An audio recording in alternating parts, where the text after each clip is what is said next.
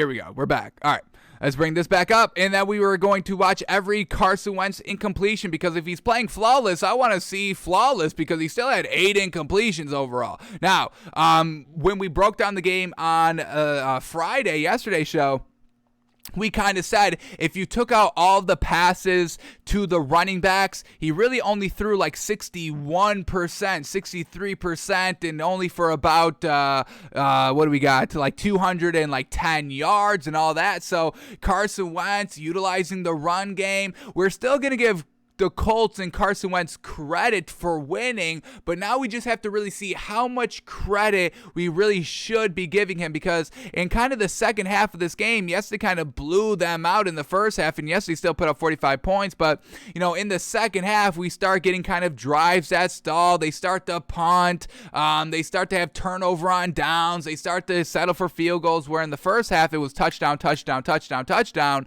So I want to see Carson Wentz's incompletions right here, just to kind of truly get a gauge of how much credit we should be getting them. And now we are going kind of in deep here. We are not nitpicking, but we just kind of want to get a true context of what Carson Wentz is looking like here, because now kind of everybody in the media is starting to buy this Colts team and Carson Wentz, and that's fine. I could buy this Colts team. We love their running attack, but we just really kind of have to get a true focus on what Carson Wentz truly is here. So we've got all 8 incompletions queued up here. Let's see, are they on Carson Wentz? Are they on the receivers? Were they looking good? Were they bad passes? All of that. So let's see what we get from Carson Wentz's kind of mistakes, if you will, to see if they are concerning and how much we should be buying this Colts team based off of the win alone. So here we go. First incompletion here. We got to take it in the broadcast view to get the play up. And once again, all 22 should be all up here, but once again, missing some plays here and there. Classic. All right, but here we go. First incompletion here at 9:55. It's a 2nd and 6. 2nd and 6, it's still a touchdown drive. So once again, they get it done with the running game. Once again, the running game was running wild on the Jets, and the Jets defense was awful all game long. So let's see why Carson Wentz was missing these throws. Here we go. First one, 2nd and 6 at their own 30-yard line. Here we go. Play action. And man, oh man, it was like set up screen to the left, and they just came in rushing. Carson Wentz, this is not his fault, not at all. No time to really sell the fake and then throw the ball. So that is not on Carson Wentz. So we will put a little bit of an X right there. Not his fault. Just to kind of keep tabs on what we're seeing. Alrighty, next incompletion here comes on the next drive. And we get 1st and 10 at the 42-yard line, incomplete pass. Let's see, was it on Carson Wentz? Was it on somebody else? Let's see, here we go, Carson Wentz under center. They're going to play action. Decent time to throw, and he's going deep, and way underthrown, and definitely should have been intercepted. Threw this one into double coverage. Once again, I've got no problem testing the field vertically. That's what we say all the time, what we want to see. So this is great that he's testing the coverage, but if you're going to do that, you must throw where only the receiver can get it, or it's an incomplete pass. No chance at giving the defender a chance to make a play on this ball, and this is underthrown. And the defender made a play on this ball, so that is Carson Wentz's fault right here. Way underthrown. Let's count the yards on this one, because this was an air out, so we can get a kind of max on Carson Wentz's arm. There's no reason to underthrow this ball that was underthrown, so we're going to kind of cap it off at maybe this is what his arm is. So let's count the yards and see how big Carson Wentz's arm is as of now. Here we go. He's going to launch this ball from about his own 30-yard line, and it's going to get it all the way down to about the 15. So we got 30 to the 50, that's 20. 50 to the 15, that is 35. So that's 55 yards, and that's really, really great, folks. That's kind of, what you expect from, the great quarterbacks, 55, 60 yards right there. So the arm is still big here by Carson Wentz. Unfortunately, just, kind of maxed out right here. This is like 55. We'll give him credit for it. Yeah, we'll give him credit for the 55 yards right there. Just unfortunate. It was underthrown still. So Carson Wentz's arm is big, but this was still his fault. Potentially intercepted. Should have been intercepted. All right, next incompletion here. We get second quarter, and they're up 21-10 here. It's a 1st and 10 at the Jets' 46-yard line, and here we go. Carson Wentz in the backfield, running back to the left of him.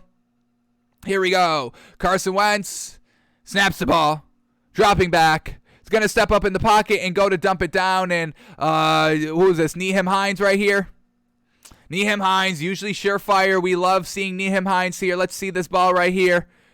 A little behind the receiver. Once again, if you're going to kind of dump it down to the running backs, you have to throw it in stride, especially on screens and all that. Throwing it behind the line of scrimmage must kind of throw it in stride so they can catch and run with it. Carson Wentz throw this one a little bit behind him. Running back had to kind of adjust his body to it and still should have been caught, but even if he caught it, the adjustment that he made to catch the ball, he would have been taken down right at the line of scrimmage for no gain anyway. So Carson Wentz, I'm going to put this one that it was his fault right here. Got to put this one a little bit more on the money. He stepped up in the pocket to avoid the pressure. No reason for this one to be a little bit behind. You throw this one in stride, he can kind of slingshot his way around this defender and pick up maybe 5 or even the first down, 10 yards. So that is on Carson Wentz right there, folks. Alrighty, next incompletion here. We're going third quarter. Third quarter, fourth drive. Yes, they had that many drives in the fourth quarter. Sheesh. All right, here we go. 124, and that is right here. All right, on 3rd and 9. Ooh, they had to punt. Carson Wentz finally kind of having the ball in his hands on a crucial down. Not the running game taking it. It's 3rd and 9. Carson Wentz. Let's see how he picks or how he doesn't pick this up. Here we go. In the shotgun. Here we go, dropping back to pass, steps up in the pocket, plenty of time to throw, launches it, and a little bit too out in front. This one should have probably been caught as well. Let's see. Oh, man, just a little out in front for the receiver to go and get. Dives to the ground. And unfortunately, it is an incomplete pass. We don't get the replay of it. I wish we could see the kind of replay of this one from a different angle. Unfortunately, we brought this one up in the All-22, so we don't kind of get all the replays from the actual broadcast television edition, if you will. But yeah, still a little bit, led him a little bit to there. So I'll say kind of 50-50 on that one. That was kind of 50-50-ish his fault. All right, let's go to another incompletion here now in the fourth quarter. And, you know, this is when all the incompletions really started to kind of ramp up a little bit in the fourth quarter, in kind of the second half. And I knew the Colts, you know, already blowing this game open and already in commanding lead. So once again, you know, we're not going to weigh all these incompletions too heavy in our mind, but we are going to definitely take it into consideration because we still have concerns about this Colts team overall. What happens when they face a good team? Well, we've seen it already. They lose close. They can't get it done in the clutch. Carson Wentz turns the ball over. Yes, they blow out the Jets here, but it's the Jets, and they're at home, and it was a Thursday night game, and the running attack was running wild, so Carson Wentz really didn't need to do anything besides be a game manager. But, you know, for this Colts team to go deep, Carson Wentz obviously needs to be an above-average game manager because we've seen this Colts team in multiple situations so far this year where he has the ball in his hands, and he needs to go down for a score, and what happens? He turns it over and all this, and they lose the game. So this is kind of why we are going a little bit more in depth on Carson Wentz right here. But here we go. Next incompletion here. 1st and 10 from the Jets' 47-yard line. Carson Wentz dropping back to pass. Gets the ball off clean. And this is way underthrown and not even a good read. Well covered right here. Pressure was coming. He had to step up in the pocket. But just kind of threw this ball, I guess, away. But that is an incompletion on Carson Wentz. Yes, sir. Alrighty, next incompletion here. Still in the fourth quarter on the first drive of the fourth quarter. On this turnover on drives drive. We get 9:24. We're actually going to the next one. Now, when they turned it over on downs, they ran the ball on 4th and 2. Once again, who do they trust right here? And Carson Wentz is really giving you nothing to really show a lot of trust in. So that's why they kind of run the ball there on 4th and 2 from the 2-yard line in the fourth quarter. Or hang on, I'm bugging, folks. I'm sorry. I went to the wrong drive. That was the third quarter. I apologize. But we can go back to this one. The turnover on downs in the third quarter. Once again, who you trusting on 4th and 2 from the 2-yard line? They trust the running backs. And yeah, I would definitely trust the running backs here too. But they even move Carson Wentz out of that. Direct snap. And then, you know it's going to be Jonathan Taylor up the middle. So they don't really want Carson Wentz with the ball in his hands in trustworthy situations, folks. You know what we're saying? But let's get back to his incompletions now. So here we go, back to the fourth quarter here for his next incompletion. Did we not bring that play up, or did we just watch that play? Oh, yeah, we got to just... Okay. I saw what we did. Okay. All right. Next incompletion. We just got to skip because it's second play, so here we go. Just got to skip it up a little bit. All right, here we go. Next incompletion. Here we go. 1st and 10 from the 28-yard line. Carson Wentz going deep, and look at that. That's wide open, but he puts it way too much, and they call this one a catch. Or they review this one. Can't toe tap, but look at how open he is right here, folks. And he puts it way on the boundary. There's no reason to put it out there like that. So once again, the deep ball accuracy by Carson Wentz is still a problem. This is wide open. This is a wheel route by Nyheim Hines. Once again, Nyheim Hines is great, folks. He's a speedster, but he just puts this one too much on the boundary. Look at this, like 2 steps. He had about like 2 steps on this defender, and he puts it way too much on the boundary. You just put this one out in front of him. He can run underneath it. Look at this. Look at that, folks. We're talking 2 yards. 2 yards, and he's underthrown. We see Nyheim Hines having to slow down. You don't have to underthrow this ball for Nyheim Hines. So, yes, this is 100% on Carson Wentz. And if this game was close and the game started to get close, the Jets started to come back a little bit, this would have truly iced it. But Carson Wentz misses this throw, and they have to settle for a field goal because of it. Not great. Really not great. All right, and then we're going to get another incompletion, 2 plays. 2 plays later, so let's skip. Oh, no, hang it. What's this one? Here we go. This is a completion. Good throw there to Michael Pittman, or who is that? Whoever that is. Good throw. All right, now we're going to go to the next incompletion here on 3rd and 3. Once again, 3rd and 3. They have to settle for a field goal. Let's see why. 3rd and 3 from the 21-yard line. Carson Wentz, play action.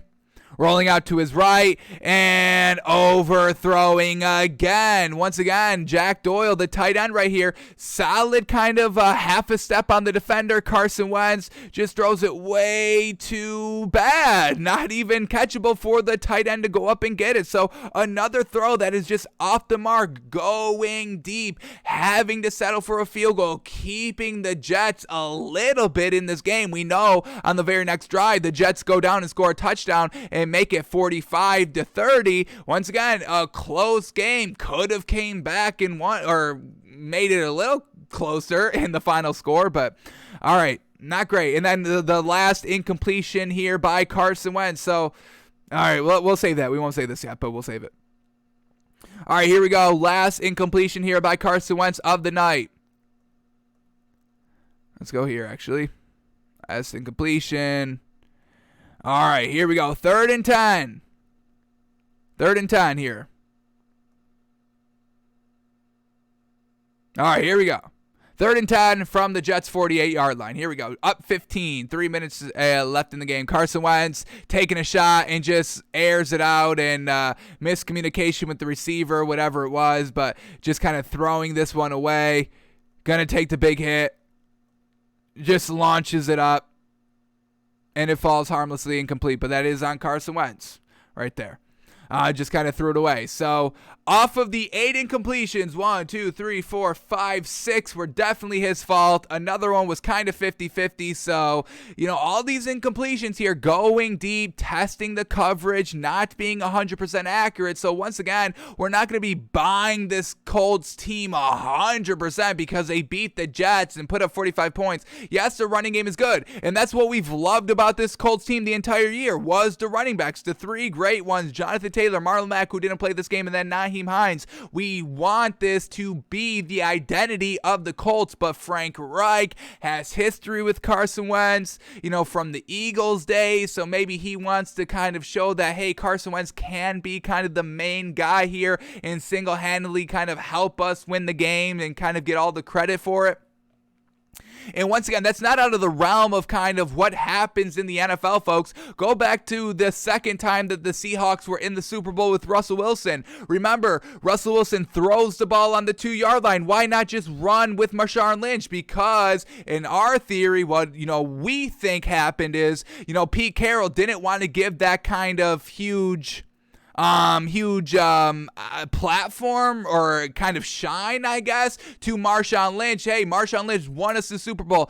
I think Pete Carroll wanted that kind of praise and recognition to go to Russell Wilson. Russell Wilson threw the game-winning touchdown, not Marshawn Lynch. So Russell Wilson gets all the praise. I think Frank Reich kind of wants to have Carson Wentz have the praise. Carson Wentz isn't that big in the national media. He can't stay healthy. Frank Reich kind of won with them a little bit when they were in Philadelphia, and Frank Reich is like, hey, I can be the one that make Carson Wentz work and keep him healthy and see like, hey, yeah, look, he can win a championship. I've done it with him. So maybe that's what they're doing a little bit here, but if Frank Reich does go with Carson Wentz being the guy, they will not get into the playoffs. They will not win the Super Bowl. They need this Colts team to be a true, purely running team with Carson Wentz throwing the ball maybe 22, 23 times a game. That's really it. I cut it off there. So we'll see what the Colts do as they move forward right here. They're on Hard Knocks now, so we can get a nice, better look at the team overall and kind of see what Frank Reich's relationship is with Carson Wentz. Can we kind of see some hints in Hard Knocks from behind the scenes of Frank Reich kind of saying, yeah, we really wanted to see Carson Wentz succeed and thrive right here. So we'll see all of that in Hard Knocks, and we'll see this Colts team as they move forward as the NFL season progresses here, but we'll still give the Colts credit for the win. I'm not 100% knocking the Colts. I'm just kind of Hawkeye Carson Wentz, so we know what to expect. We know what to bet. We know what we expect when we bet them or bet against them and all that. So we know what the value is good and what is not good and all that. So that was our little bit of a Hawkeye breakdown of Carson Wentz, if you will. Still not buying him, folks. Still not buying him 100%.